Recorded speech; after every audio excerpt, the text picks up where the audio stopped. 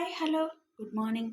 నేను మీ లక్ష్మీ చౌదరిని. వెల్కమ్ టు మిస్టీ మధురంలో తెలుగు ఆడియో స్టోరీస్ ఛానల్ని సపోర్ట్ చేస్తున్న అందరికీ thank you so much. Brindavanam part 122తో మీ ముందుకు వచ్చేసాను. కథలోకి వెళ్ళే ముందు వీడియోకి లైక్స్ హైప్స్ ఇవ్వడం మర్చిపోకండి యార్. మీరు ఇచ్చే లైక్స్ హైప్స్ మాకెంతో అవసరం. ఇక కథలోకి వెళ్ళిపోదాం. హోటల్ నుంచి నలుగురు టీం మెంబర్స్తో కలిసి వాళ్ళకు వచ్చిన ఇన్ఫర్మేషన్ ప్రకారం శివ్ పరిశీలించిన వాటి ప్రకారం ఏదైతే అనుమానంగా ఉన్నాయో ఆ బిల్డింగ్స్ దగ్గరికి చేరుకుంటారు. కొంచెం దూరంగా ఉండగానే కార్ ఆపేసి ఆ ఏరియా అంతా ఒకసారి గమనిస్తాడు శివ్. మొత్తం లోన్లీ ఏరియా. బిల్డింగ్లన్నీ పాడుపడినట్టు అయిపోయాయి. అసలు ఇటువైపు ఎవరు వచ్చే అవకాశం కూడా లేదు. కరెక్ట్ ప్లేస్ ఎంచుకున్నాడు. అసలు ఈ ప్లేస్లో ఎవరి అండర్లో ఉన్నాయి అని అడుగుతాడు శివ్. మన ఎంక్వైరీలో ఇవన్నీ ప్రైవేట్ ప్రాపర్టీస్ అనే తేలింది సార్. ప్రస్తుతం వీటి ఓనర్స్ ఎవరు ఇక్కడ లేరు అని అంటాడు టీం మెంబర్. వెంటనే వాళ్ళ దగ్గరున్న డ్రోన్ కెమెరా తీసి ఆ బిల్డింగుల వైపు వదులుతారు. శివ్ ఇక్కడ మానిటర్లో మొత్తం చూస్తూ ఉంటాడు. ముందు 2 బిల్డింగ్ దగ్గర ఎటువంటి అలికిడి లేకపోవడంతో తర్వాత బిల్డింగ్కి పంపిస్తారు దాన్ని. ఏరియా అంతా చీకటిగా ఉండడంతో, అది కూడా చిన్న డ్రోన్ కెమెరా కావడంతో పెద్దగా అనుమానం రాదు ఎవరికి. పర్టికులర్గా చూస్తే తప్ప అది ఎవరికీ తెలియదు కూడా. 3వ బిల్డింగ్ దగ్గరికి వెళ్ళేసరికి మానిటర్లో అక్కడ బయట మనుషులు కనిపిస్తారు. చూడడానికి క్రిమినల్స్ లాగే కనిపిస్తున్న వాళ్ళని డీప్గా అబ్జర్వ్ చేస్తూ ఉంటాడు శివ్. కొంతమంది ఏవో బాక్సులు ట్రక్లోకి ఎక్కిస్తున్నారు.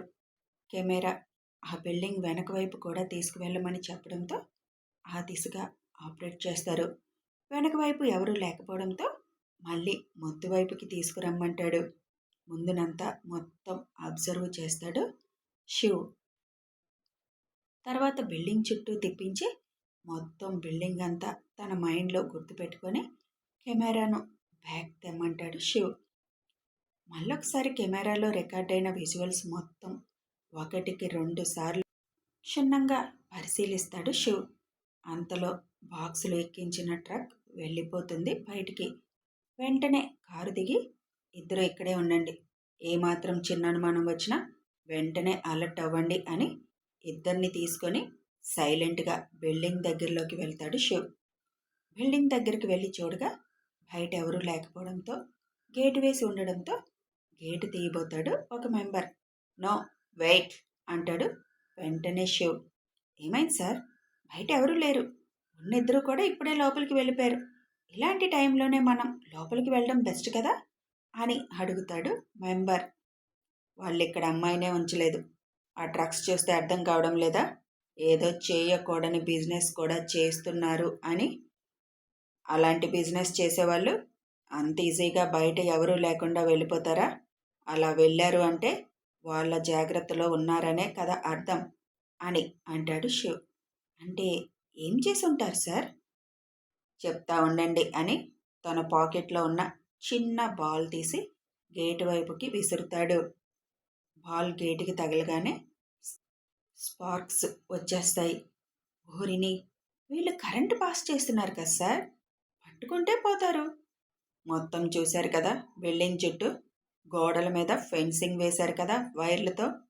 బిల్డింగ్లోకి ఎవరు అడుగు పెట్టకుండా మొత్తం ఎలక్ట్రికల్ ఫెన్సింగ్ వేశారు. అందుకే అంత ధైర్యంగా లోపలికి వెళ్ళిపోయారు. ఇంతకీ ఆ బాక్సులో ఏం పంపించి ఉంటారు సార్? నాకు మాత్రం ఏం తెలుసు, మీతో పాటు నేను ఇప్పుడే కదా చూశాను. ఇప్పుడేం చేద్దాం సార్ అడుగుతారు ఒకరు. మనం ఇప్పుడు ఏం చేసినా వాళ్ళు అలర్ట్ అయిపోతారు. దానివల్ల ఆ అమ్మాయిని ఏదైనా చేస్తారు. పైగా అసలు వాడికి అనుమానం వస్తుంది. మనం ఏం చేసినా విషయం వాడి వరకు వెళ్ళకూడదు. అలా చేయాలంటే సైలెంట్గా ఇక్కడ కథ మనం ముగించాలి. ఇక్కడ మనుషులు ఉన్నారు కాబట్టి నాగేష్ చెప్పిన ప్రకారం ఈ బిల్డింగ్లో అమ్మాయి ఉందని మనం ఫిక్స్ అయ్యాం సార్. కానీ ఇక్కడ అమ్మాయి లేకపోతే ఏం చేద్దాం సార్? ఇక్కడే ఉందని మనకు ఎలా తెలుస్తుంది అని అడుగుతాడు టీం మెంబర్. ఇక్కడ అమ్మాయి ఉందని నాకు బాగా నమ్మకంగా ఉంది. చూద్దాం, ఇక్కడ లేకపోయినా ఈ చుట్టుపక్కలలోనే ఎక్కడో ఉండాలి. పదండి అని అక్కడి నుంచి కారు దగ్గరికి వచ్చేసి ఆ ఏరియా మొత్తం డ్రోన్తో మొత్తం చెక్ చేస్తారు.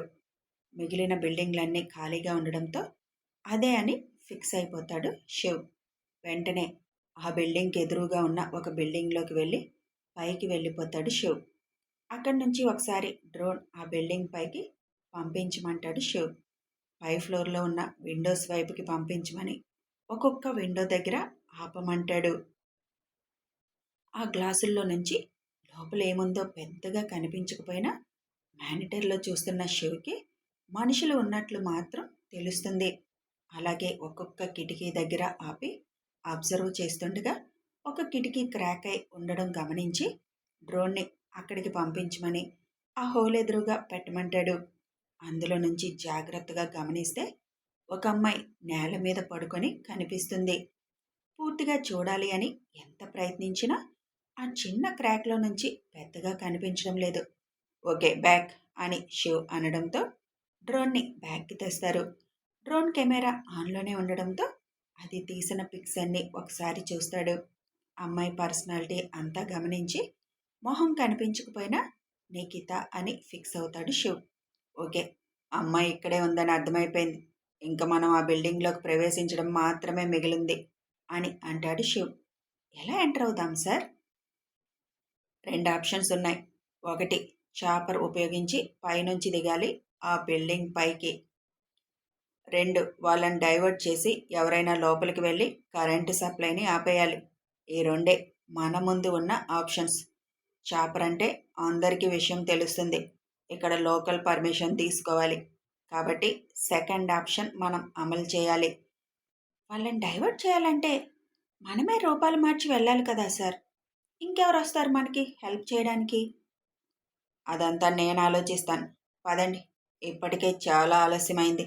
రేపు అమ్మాయిని బయటికి తెచ్చేద్దాం. వీళ్ళని శ్రీకృష్ణ జన్మస్థానంకి పంపిద్దాం. వాళ్ళు 50, 60 మంది ఉన్నారు చూశారు కదా. మనం 5గురం ఉన్నాం.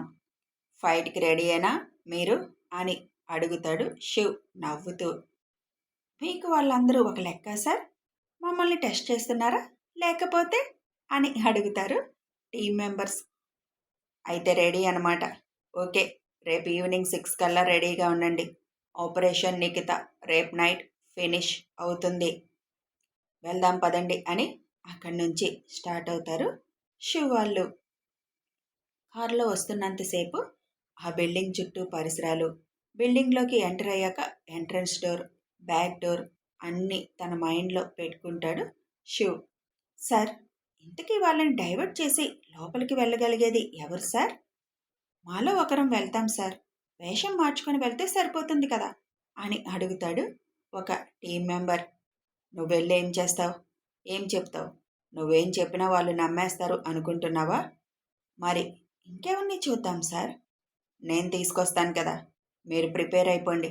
మీ పనల్లా రేపు లోపలికి వెళ్ళాక లోపల జరుగుతుంది ఏది బయటకు వెళ్ళకూడదు. అసలు అక్కడ ఏమీ జరగనట్టే ఉండాలి. మీరు చేయాల్సిందల్లా అదే అని చెబుతాడు శివ్. ఓకే సార్ అని అంటారు అందరూ. హోటల్ రావడంతో శివ్ దిగి ఈ రోజుకి రెస్ట్ తీసుకోండి వెళ్ళి, రేపు చాలా పని ఉంది కదా అని చెప్పి లోపలికి వెళ్ళిపోతాడు. మీరు చెప్తుంటే సార్ గురించి నేను ఏదో అనుకున్నాను కానీ రియల్లీ హెడ్స్ ఆఫ్ సర్కి అని అంటాడు శివుని ఫస్ట్ టైం చూస్తున్న ఒక మెంబర్. అసలు అంత కూల్గా కనిపిస్తూ ఎంత క్షుణ్ణంగా పరిశీలించారన్ని. అక్కడ కరెంట్ ఉంటుందని ఎవరైనా అనుకుంటారా? సార్ ఎలా గ్రహించారు? ఒక్కసారి బిల్డింగ్ మొత్తం చూసి ప్లాన్ వేసేశారు. రేపు సార్ ఎలా డీల్ చేస్తారో చూడాలని చాలా ఆత్రంగా ఉంది నాకు అంటాడు అతను. That is Shivansh sir. David లాంటి వాడిని కూల్గా డీల్ చేసేశారు సార్. వీడేం పెద్ద లెక్క. రేపు చూద్దాంలే సార్ సింహంలా ఎలా విజృంభిస్తారు అని అనుకుంటూ వాళ్ళ రూమ్ రావడంతో లోపలికి వెళ్ళిపోతారు. అసలు సార్ రేపు ఎవరిని తీసుకొస్తారు వాళ్ళని డైవర్ట్ చేయడానికి అని అందరి మనసుల్లో అదే ఆలోచన ఉంది. శివ్ లాక్ తీసుకొని లోపలికి వెళ్ళేసరికి ఐషు ఇంకా మెలకుగానే ఉంటుంది. ఏంటి బుజ్జి, నువ్వు ఇంకా పడుకోకుండా అలాగే కూర్చున్నావు అని అడుగుతాడు శివ్ చిరుకోపంగా. నువ్వు రాకుండా నాకెలా నిద్ర పడుతుంది కన్నా? వెళ్ళింది క్రిమినల్స్ కోసం. నీ మీద ఎంత నమ్మకం ఉన్నా నా భయం నాకు ఉంటుందిగా. శివ్ వాష్రూమ్కి వెళ్ళి ఫ్రెష్ అయ్యి వచ్చి ఐషు పక్కన పడుకొని, నీలో ఈ భయం మాత్రం ఉండిపోతుంది, దానిని మాత్రం పోగొట్టలేకపోతున్నా అని అంటాడు. ఎంత వీరనారీలకైనా భర్త యుద్ధానికి వెళ్తే చిన్న భయం లోపల ఉంటుంది. లేదు అని చెప్తే అది అబద్ధం అవుతుంది. ఏం జరగదని తెలిసినా కూడా అన్ని వేళలు మనవి కాదని చిన్న అనుమానం కూడా ఉంటుంది. ఇంతకీ ఏమైంది కన్నా? ఆ అమ్మాయి ఎక్కడుందో తెలిసిందా? "ఆ, ఎక్కడుందో తెలిసింది. ఇవాళ లోపలికి వెళ్దాం అనుకున్నాను కానీ వాడు బిల్డింగ్ చుట్టూ ఎలక్ట్రికల్ ఫెన్స్ పెట్టేసి గేటుకు కూడా కరెంటు పాస్ అయ్యేలా చేశారు. అందుకే వెళ్ళడం అవ్వలేదు." మరి ఎలా కన్నా? ఇప్పుడు పడుకో ప్రశాంతంగా, రేపు ఉదయం మాట్లాడుకుందాం అని అంటాడు శివ్. రేపైనా ఎలా వెళ్తావు కన్నా?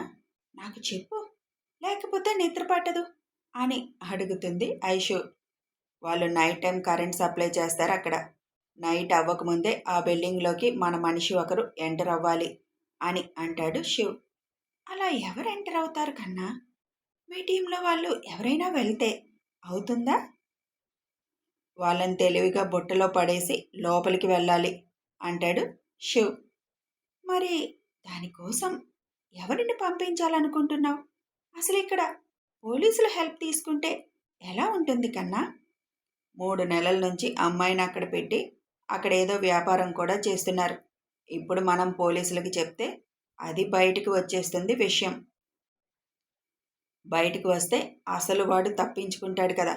ఇక వాడికి తప్పించుకునే అవకాశం అస్సలు ఇవ్వకూడదు. మనం ఇక్కడ అమ్మాయిని తప్పించినట్టు మనం ఇండియా వెళ్ళే వరకు వాడికి తెలియకూడదు. అసలు వాడు ఇండియాలో మన ముందుకి వచ్చే వరకు తెలియకూడదు. అందుకే ఇలా చేయడం. పైగా ఇప్పుడు ఎవరిని నమ్మే పరిస్థితిలో కూడా లేను నేను. అక్కడంత వ్యాపారం జరుగుతుంటే ఎవరి సాయము లేకుండానే జరుగుతుందంటావా? అందుకే నేను ఆ అమ్మాయి మన చేతికి వచ్చే వరకు ఎవరికి చెప్పదలుచుకోలేదు. మరి ఒకవేళ వాళ్ళకి తెలిస్తే మనం ఇలా చేయడం తప్పని అంటారేమో కదా. అంతవరకు వస్తే ఏం చేయాలో నాకు తెలుసులే, ఇంక పడుకో, చాలా టైం అయింది కదా అంటాడు శివ్. అసలు రేపు ఏం చేయాలనుకుంటున్నావో చెప్పు కన్నా. మమ్మల్ని కూడా తీసుకెళ్ళొచ్చు కదా, లైవ్లో చూస్తాం నీ యాక్షన్. మళ్ళీ 3 ఏళ్ళు అయిపోయింది లైవ్ చూడక అని అంటుంది ఐషు. లైవ్లో చూడడమే కాదు, యాక్షన్లో నువ్వు కూడా ఉంటావా రేపు అని కనుబొమ్మలు ఎగరేస్తూ అడుగుతాడు శివ్. ఐషుకి అర్థం కానట్టుగా చూస్తుంటే, అక్కడి దాకా వచ్చి చూడాలనుకుంటున్నావు కదా, చూసే కన్నా మా ఫైటింగ్లో పాలు పంచుకుంటే బెస్ట్గా. అర్థమయ్యేలా చెప్పు కన్నా, నాకేదో తేడా కొడుతుంది అని అంటుంది ఐషు. రేపు వాళ్ళని డైవర్ట్ చేసేది మీ ముగ్గురే అని పిల్లల వైపు చూస్తూ చెప్తాడు శివ్. దానికి ఐషు షాక్ అవుతూ, నువ్వు అంటుంది నిజమేనా కన్నా అని అడుగుతుంది. తను విన్నది నిజమా కాదా అన్నట్లుగా. నిజమే బుజ్జి, ఈ ఆపరేషన్లో మీరు కూడా పాలు పంచుకుంటారా అని అడుగుతాడు. అసలేం చేయాలనుకుంటున్నావు? పిల్లల్ని ఇన్వాల్వ్ చేయాలనుకుంటున్నావా? వాళ్ళు అడిగారని చేస్తున్నావా? నిజంగానే అవసరం అనుకుని చేస్తున్నావా? పిల్లల్ని ఇన్వాల్వ్ చేస్తున్నాను అని భయంగా ఉందా? అలాంటి భయం నాకేమీ లేదు కన్నా. పిల్లల మీద ఈగ కూడా వాలనివ్వవు అని నాకు తెలుసు. మరి ఇంకా నీ డౌట్ ఏంటి? అడ్వెంచర్ ట్రిప్ అనుకున్నాం కదా, నేనొక్కడనే చేస్తే ఏం బాగుంటుంది? రేపు చెప్పుకోవడానికి మీకు కూడా థ్రిల్ ఉండాలి కదా నవ్వుతూ అంటాడు శివ్. అసలేం చేయాలనుకుంటున్నావు కన్నా? ఏం చేయాలనుకుంటున్నాడో మొత్తం చెప్తాడు శివ్. అంతా విన్న ఐషు, నేను రెడీ కన్నా అంటుంది. ఆర్ యూ ష్యూర్ బుజ్జి? ఎస్ కన్నా అంటుంది. ఓకే, రేపు మనం ఈవినింగ్ 5కి అక్కడ ఉండాలి. ఈ విషయం మీ పిల్లలకి తెలిస్తే ఎగిరి గంతేస్తారు అని అంటుంది ఐషు. ఉదయం చెప్తానులే, ఇప్పుడు పడుకో ఇంకా అని శివ్ సరిగా పడుకొని ఐషుని పడుకోమనగానే శివ్ గుండె మీద తలవాలుస్తుంది. కథ కొనసాగుతుంది. మరి పిల్లలు ఐషు శివ్ అనుకున్నట్లుగా తన మిషన్లో సక్సెస్గా వాళ్ళ పని పూర్తి చేస్తారా? అసలు ఏ విధంగా వాళ్ళని ఇన్వాల్వ్ చేయబోతున్నాడు తెలుసుకోవాలంటే కథ కథని ఫాలో అయిపోండి. వీడియో నచ్చితే ఒక లైక్ చేయండి, షేర్ చేయండి, కామెంట్స్ రూపంలో మీ అభిప్రాయం తెలపండి. సబ్స్క్రైబ్ చేసుకొని సపోర్ట్ చేయండి. Thanks for watching.